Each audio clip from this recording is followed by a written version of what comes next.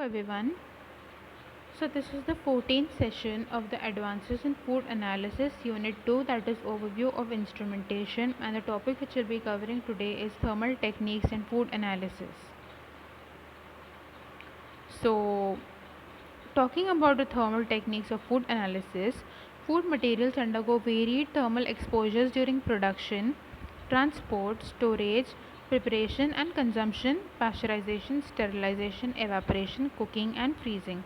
The varied temperature exposures may cause alteration in physical and chemical properties of food components depending upon the magnitude and duration of temperature.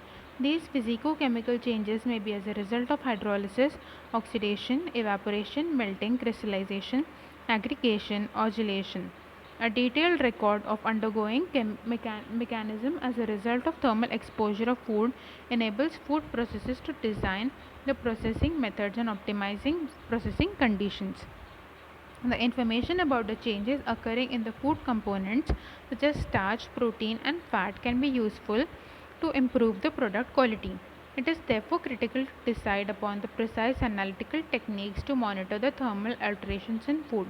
Recent trends show that thermal analysis is evolving further from basic application of measuring changes in the physical properties of food with temperature, example mass, density, rheology and heat capacity. Some of the equipments and methods which are being used and needs further exploration of the usage in food analysis are differential scaling calorimeter DSC, thermomechanical analysis TMA, thermogravimetric analysis and evolved gas analysis. These instruments, working principles and applications are briefed for better understanding.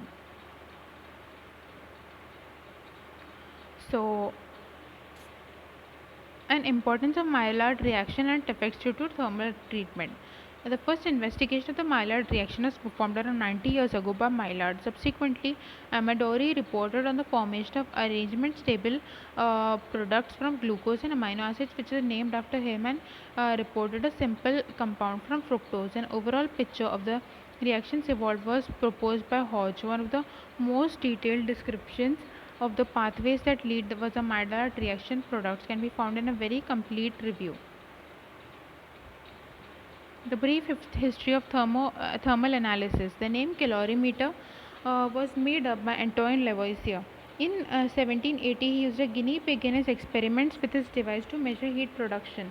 The heat from the guinea pig's respiration melted snow surrounding the calorimeter, showing the respiratory gas exchange is a combustion similar to the candle burning.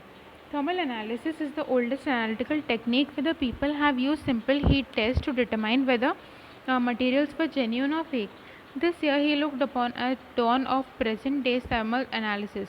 It is then that Henry Lee Chatelier, the famous French scientist, carried out the first thermometric measurement on clays. Just a few years later, the British scientist William Robert Austin performed the first differential temperature measurement and so initiated the development of DTA. Thermal behavior of food constituents. The thermal phenomena may be either endothermic, such as melting, gelatinization, denaturation, evaporation, exothermic, such as crystallization, oxidation, and fermentation. The thermal behavior of food strongly depend on the composition, that is glycation of proteins by sugars affect negatively the nutritional value of proteins beside the destruction of particularly relative amino acid like lysine. All essential ones must be liberated from food proteins by digestion, and factors that decrease digestibility as cross-linked reduces their bioavailability. The loss of nutritional quality has been demonstrated in heat-treated casein glucose and casein starch, and was explained with decreased nitrogen digestibility, possibility also through impaired intestinal absorption. The types of thermoanalytical technique. A list of conventional techniques is given to it. May be argued that thermoanalytical methods cannot compete with other analytical techniques like electroanalytical spectral analysis in terms of power accuracy. The differential scaling calorimetry is one of the thermoanalytical techniques. A calorimeter measures the heat into or out of a sample. The differential calorimeter measures the heat of a sample relative to a reference. A differential scanning calorimeter does all of the above and hits the sample with a linear temperature amp. DSC is a technique in which the difference is in the amount of heat required to increase the temperature of a sample, and reference are measured as a function of temperature.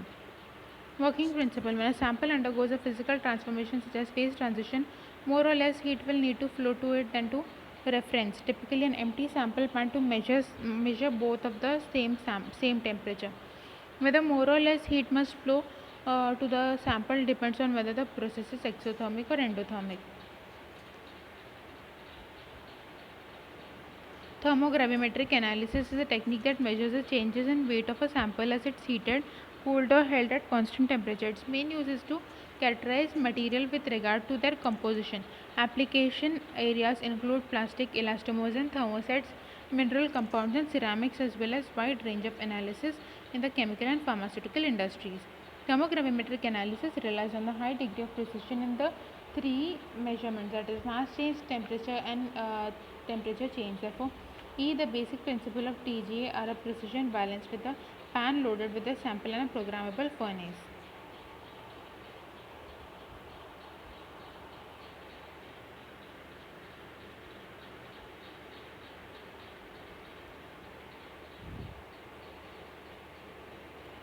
The thermal method, thermomechanical analysis, the dilatometry and bulk measurements. Another method of anisotropic measurement is to bulk expansion of the material using dilatometry. This technique is fairly old. It was used extensively to study initial rates of reaction for bulk styrene polymerization. Evolved gas analysis. Thermogravimetric analysis provides a crucial material property data with which to interpret the complexibilities of the burning behavior. For example, ingestion can only occur when there is sufficient fuel present in the gas sample. Working principle. The evolved gas analysis is which the characteristic or amount of volatile products released by substance are determined by a function of controlled temperature variation.